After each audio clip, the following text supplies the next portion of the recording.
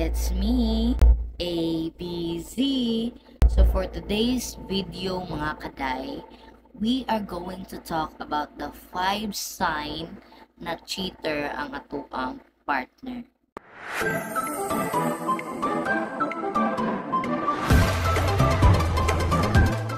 So, paunsa ba nato mahibalan kung atong partner is a cheater? Or basing kita ang cheater? So ako ni siyang gina-share sa inyo mga kaday, kay kani siya is based dito siya sa ako ang experience. Yes, mga kaday, I am also a cheater. Ha? Of course, kabalo po ko sa feeling na kanang mag-cheat siya sa imo. Number 1 sign mga kaday is wala ka kabalo sa password niya sa cellphone, sa Facebook, or any social media account niya mga kaday. So normal naman siguro no na we protect our privacy, especially sa mga tao na magkulang nato nakaila. But then, we are talking about partner. So, before ni mo na siya gisugot, before ni mo na ipangyaban, kabalo kadaan, nga ma-invade dyan ang imong privacy.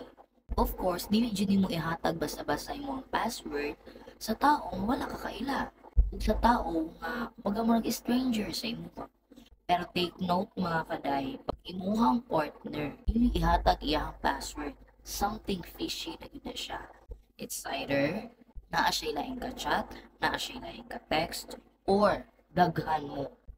Pag moingon mo gud partner mga kaday, meaning kailan na ka sa iyaha, kung ano mo sa getting to know each other, and then confident na ka na ihatag imong password sa iya kay since kailan na ka sa iya. So why not dili nimo ihatag imong password? Misali gani imong partner sa imuha nganong ikaw dili makamusali. So there is something fishy mga kaday once na wala ka kahibalo sa password. Second is naa siya dating app or naa siya mga app na dili ka familiar or wala sa imong cellphone or dili kayo nimo ginagamit na app. Like for example, naa siya mga Viber or there mga app na na-chat or mas dating app. Kaya at the first place, nganong naman siya dating app, nga kamo namang duha. Nanguyab naman siya nimo, uyab naman mo, then why?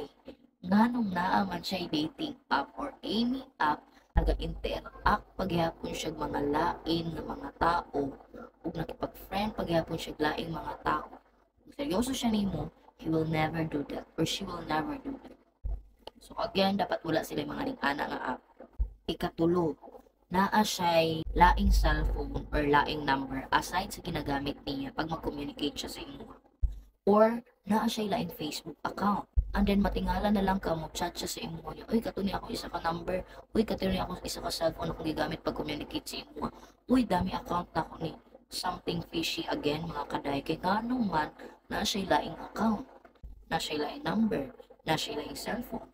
Meaning, something fishy gihapon mga kaday, nga dili jud nato sila basta-basta palampason. Kung ning-ana gani mga kaday, kung naa gani mo'y napansin, na dili normal sa inyo as partner, it's better na lang yun na bulagan ni mo na siya. Yes mga kaday, so walay pagduha-duha, bulagan ni mo na siya.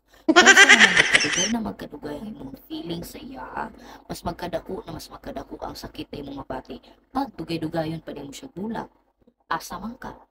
Ikaupat, dili siya naga-update sa imo. Na ay higayon nga dili siya mag-chat sa imo. Kanang naanad ka na magsi siya update, magsi siya chat sa imo. Isa lang kaana, dili na siya mag-update sa imo. Nahigayon nga dili siya mag-update sa imo. I experienced this one mga kaday, 100% jud ning nga legit. Na pwede, samtang wala siya nakipag-communicate sa imo, naa siya sa pigas palda.